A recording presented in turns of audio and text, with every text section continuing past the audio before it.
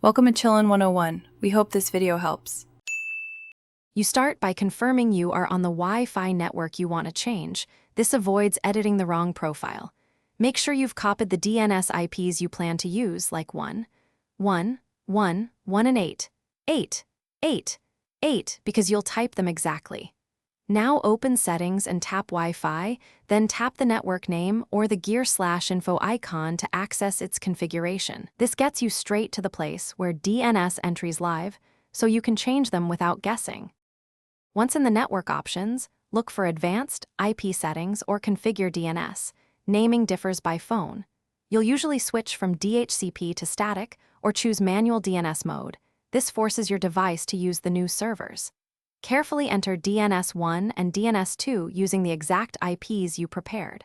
Make sure you do not alter the device's IP address unless required. Change only the DNS fields. When you finish, press Save or Apply so the system accepts the new entries.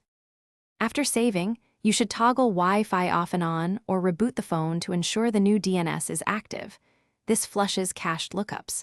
Then test by opening a website or using a DNS lookup app to verify the server responds and resolves names faster or differently as expected. If pages fail to load, check for typos, revert to the old DNS values, or switch back to DHCP to restore connectivity. That single troubleshooting step, verify entries and revert if needed, fixes most problems. Thanks for watching. Consider subscribing if we helped you.